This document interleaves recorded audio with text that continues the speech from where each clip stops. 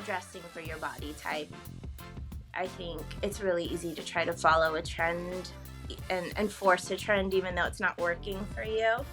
And so I think I would have just been more comfortable with like finding the trend and then finding where on that spectrum it would work for me. You don't really quite know who you are yet. And so it's really just paying attention to what you're comfortable in and what makes you feel confident. And that's going to look great. Confidence looks great on everybody.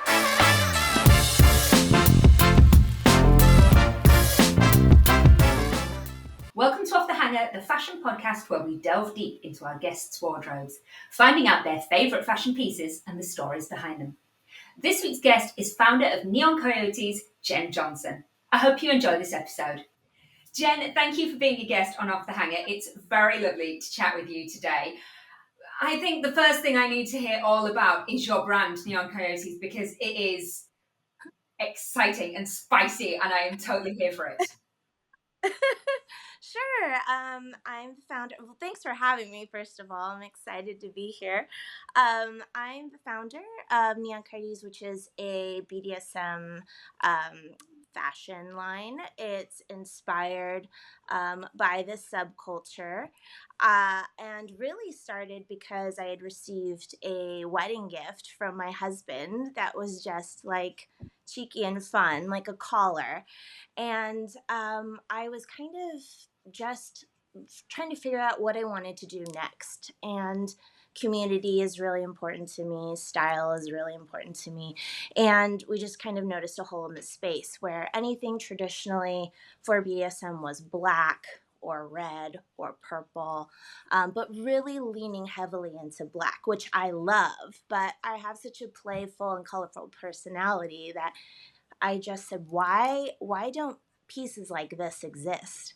And that adventure started really almost a year ago. That is incredible. And I love that idea because you could be really into that culture, but you might be a super colourful person who loves bold, bright colours and prints. And then you're like, cool, this doesn't fit with my aesthetic, but I still want to get involved. So I love that you saw that gap. Yeah, and also just our tagline's made to be seen, and it really is just speaking to people who just kind of feel like they're on the peripheral. And I wanted to make this piece accessible for people, and also just it's a lifestyle. So why not incorporate it into, what you wear outside of the house as well? And did you love fashion as a child? Has this been a lifelong passion of yours? My mother, I love her. She's a beautiful woman, is just a clothes horse. Like anybody into fashion would have been so lucky to have her as a mother.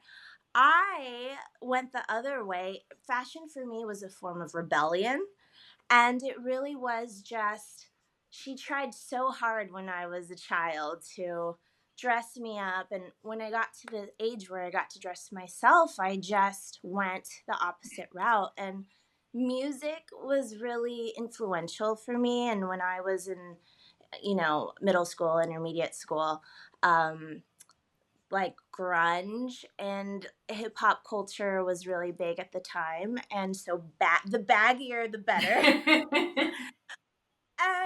And yeah, my mom would drop me off at school. She would let me dress how I wanted to dress, but like with a face full of makeup. She was like, at least I can do this for you. And she would drop me off at school, and I was the only girl in the bathroom taking her makeup off while everybody else was applying makeup because they weren't allowed to wear it.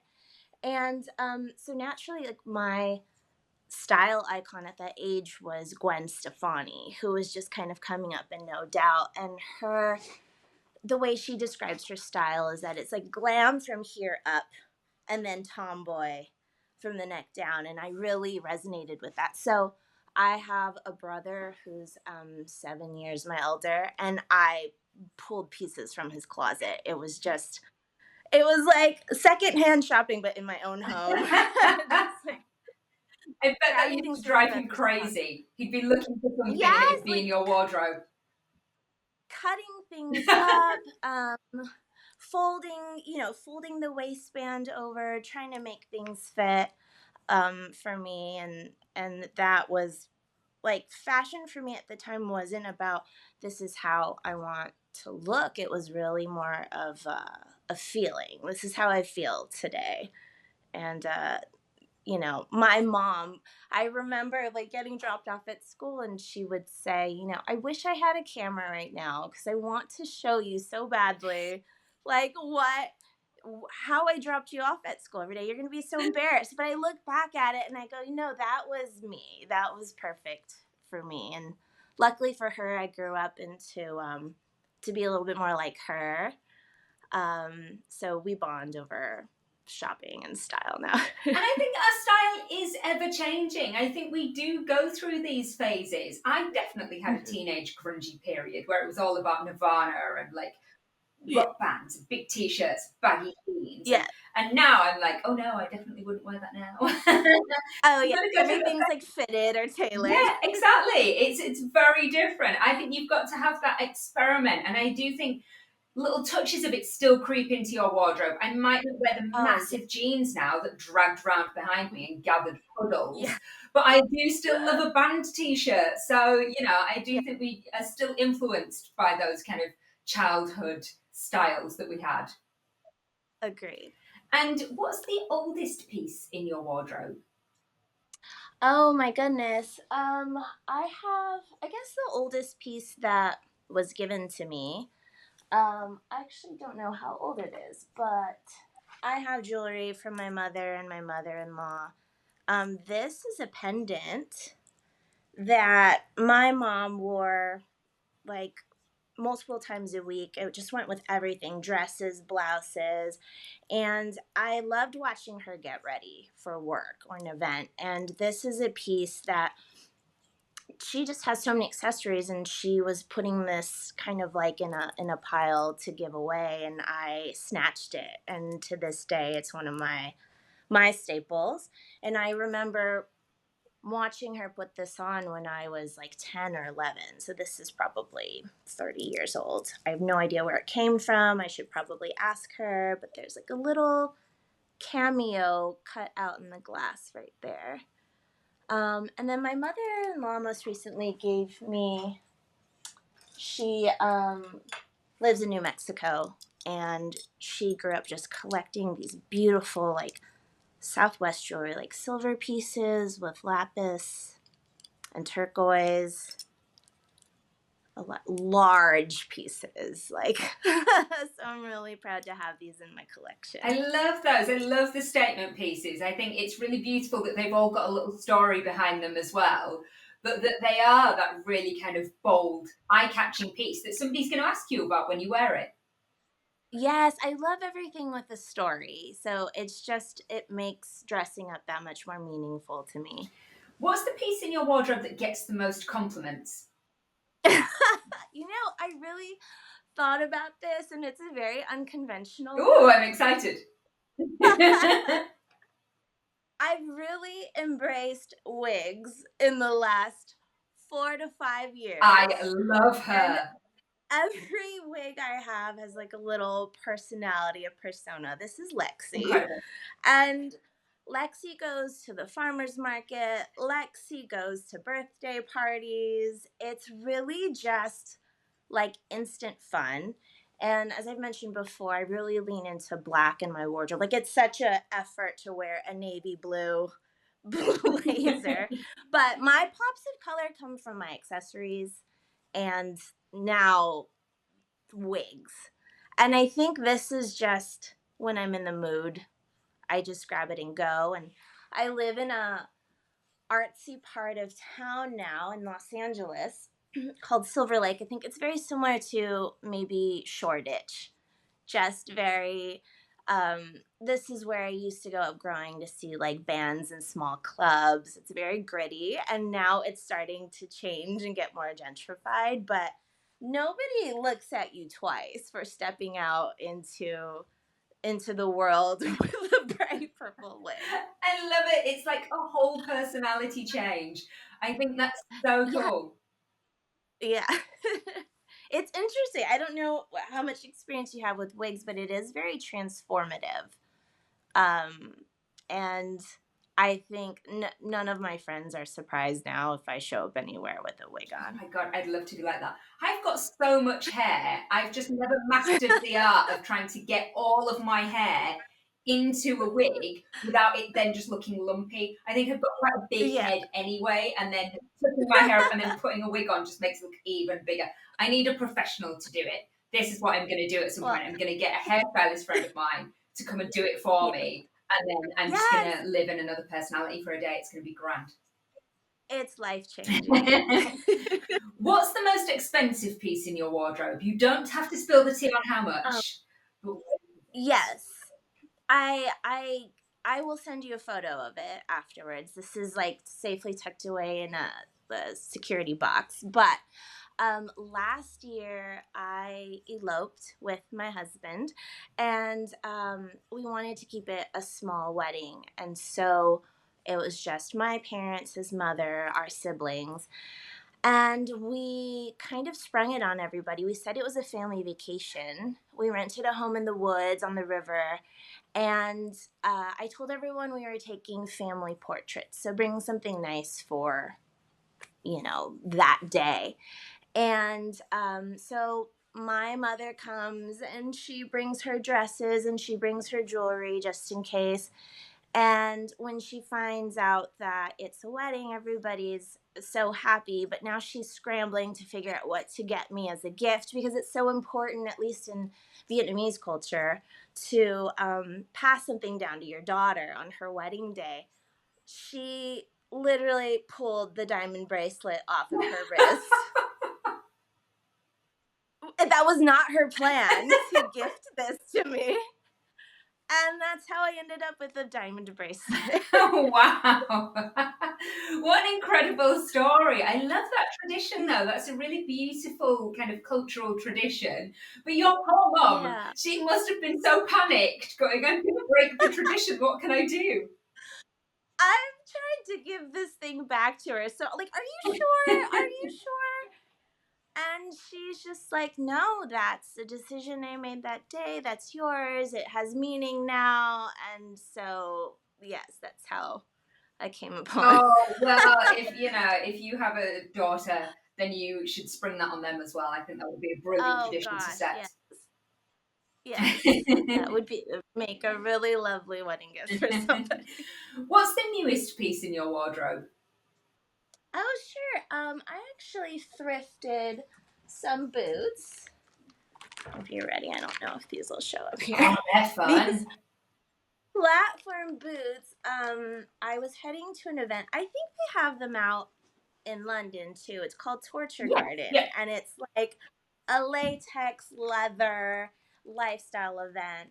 If you've never been, it's very. I mean, that was my first time. It's very much like a spicy Cirque du Soleil, kind of like an underground club event. And for me, obviously, it was work related. So, yeah, I had to go out and find a new outfit. They have a very strict dress code. You can't even show up.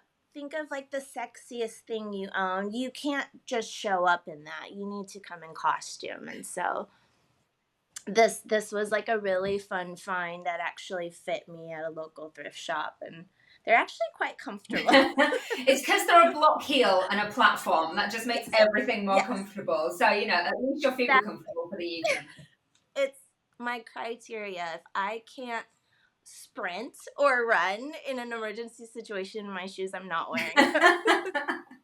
I love that idea. I would have to get rid of most of my shoes, but that's fine. I've got a very big husband. I'd just make him carry me. It'll be fine. Now, other than the diamond bracelet, what is the most sentimental piece in your wardrobe? Oh man. Yeah, that would have to be it. I mean, a lot of the jewelry that I've shown you, it just had so much meaning to other people, and my mother-in-law and my mom wanted to give me these pieces really while they're still around. It's same thing, and that's so meaningful to me because they could tell me like where they got it from and how much it meant to them. And for them to be able to see me wear it. You know, it's not just like this heirloom piece that you receive much later in someone's life. I think they really wanted me to enjoy these pieces now and for them to see that enjoyment. I do think that's something that we should normalise, gifting those heirloom pieces while people are still with us. So you then get to see the person wearing it and enjoying it and embracing it rather than it sitting in a jewellery box or in a wardrobe for years and years Yeah. and it never seeing the light of Yeah. day. I was actually quite surprised when I was grabbing pieces to sit down and meet with you that a lot of my pieces were given to me or secondhand. And I think that's just more common for me as I've gotten older. Um, just you know, I used to work for brands who had mission statements, and a lot of these brands are trying not to put waste out in the world or things, create widgets or things that would end up in landfills, which is now a part of my mission. You know, everything we make is with Italian leather, and they're adorable as much as they're comfortable and beautiful and luxurious. And it's this idea of like shopping with intention. You know, if you buy something new, make sure it's a quality piece that's going to last. I mean, this isn't something I'm going to pass down to a child. It's not an heirloom, but a lot of the pieces that I have are secondhand or given to me as a gift, and they're just all testaments to, you know, quality, that it will outlast you and you can pass it on to somebody. Like that's so cool to It me. is really cool and it's incredibly important. It's definitely, we should all be shopping with intention and with that kind of quality in mind rather than looking to those pieces that we wear once or twice and then just get thrown to the back of the wardrobe until we eventually just clear it out. What is the Yeah. piece in your wardrobe you would say most sums you up?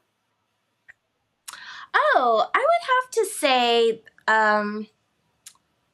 oof. It's usually like knee-high boots, I would say.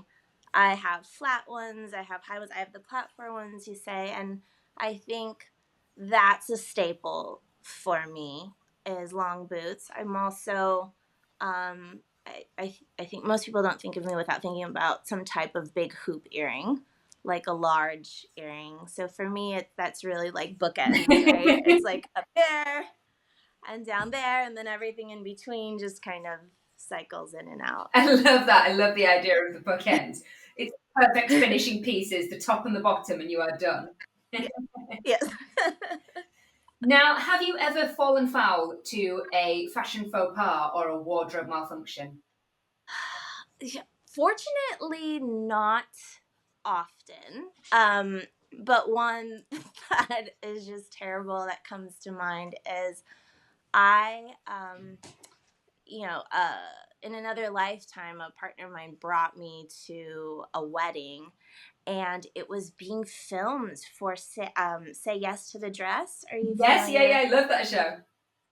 Yeah, so it was going to be televised, and it was just an over the top but beautiful, very glamorous wedding. I think the words that the bride used a lot was avant garde. Everything just had to be like so different.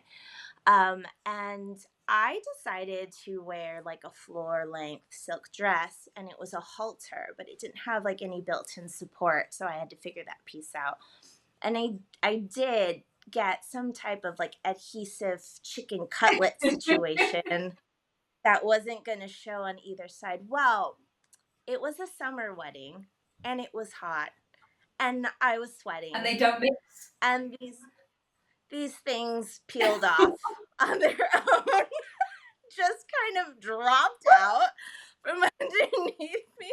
So I did end up seeing the episode later when it aired, and I am sitting kind of hunched over. I mean, this is over 10 years ago, before going braless was cool again. So there was just whatever confidence there dropped when the adhesives fell off. Oh no, what a nightmare. At least it wasn't caught on camera. It could have been so much That's true. worse. It could have been so much Yeah. worse. I also really in my mind can hear the sound they made when they hit the floor. It's a very Yeah, distinct it sound does that those sound like things make. chicken. Oh no. So, Yeah. what are your favourite shoes? I'm guessing they might be a pair of knee-high boots. Are they?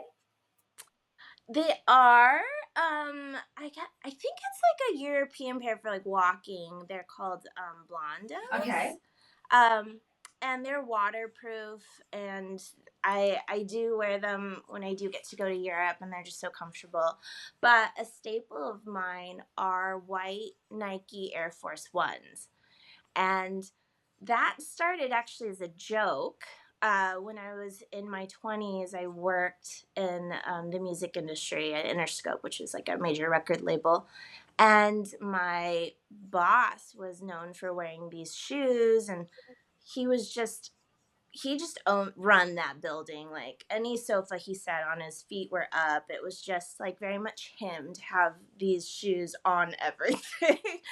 But for Halloween one year, I thought it'd be really funny if he came to the office and I was dressed as him. So I bought a pair of Air Force Ones, and actually it was me and another assistant, and we got a good laugh out of it. But I loved these shoes, and that is a staple in my wardrobe now. They go with even like, I think sneaker culture, at least in music, really showed me that it doesn't have to be a casual event. Like I will wear them with dresses. It's just I don't know. It worked out. I saw that it worked with everything. I saw people in suits wearing it daily. So those sneakers are a staple in my I wardrobe. love what started as a joke converted you to being a Yeah. sneakerhead and just loving wearing them. I'm like, I get it now. Yeah. That's such a good story. Is there a dream fashion item that you're lusting after? Something that you don't own, but you would love to have? My gosh. I mean, for me, I always loved like Jennifer Bear accessories, and I did spring for like her. She has these big beautiful like butterfly cascading butterfly earrings that I thought I would wear for my wedding in the woods. So I did get them, and they're beautiful and lovely, but I ended up wearing a different dress and it didn't go. So but that I ended up getting. um for me, it would be springing for a pair of really nice sunglasses. And maybe that's Miu Miu or something. I just love, like I said, kind of dressing up here and kind of dressing down there. And I feel like that would be a really awesome accessory. And to me, that's a dream item because I ruined every single pair of sunglasses I've ever had. And I may not buy an expensive pair of sunglasses, but that to me is up there and in a piece that would be meaningful. I also would really like to be one of those people that can have super expensive sunglasses and look after them, but I am not. Yeah. I don't know what happens. No. I don't know what I do with the box. I generally lose the box straight away, and then they just get thrown in my bag or they're just thrown in the car Yeah. somewhere. And I'm not responsible and adult enough to have nice sunglasses. Yeah, so that's kind of like, to me, out of reach because it would just be like this unsensible expense, but I can dream about Exactly. it. What we need is for the dream item, somebody needs to make an indestructible pair that never Yeah. scratch and never get dirty. Yeah. And then you could have them. And then I could have them too. Yes. To finish on, is there a piece of fashion advice that you would have given to your younger self? Oh man. I think what might have been really helpful is dressing for your body type. I think it's really easy to try to follow a trend and force a trend even though it's not working for you. And so I think I would have just been more comfortable with like finding the trend and then finding where on that spectrum it would work for me. Um, but I think so much of just being younger and figuring out really your voice and your style is um, you don't really quite know who you are yet. And so it's really just paying attention to what you're comfortable in and what makes you feel confident, and that's going to look great. Confidence looks great on everybody. It really does. Thank you so much for being a guest. You've been absolutely brilliant. Thanks for having me. This has been so much fun. Well, I hope you enjoyed that chat. If you did, please remember to recommend Off the Hanger to a friend.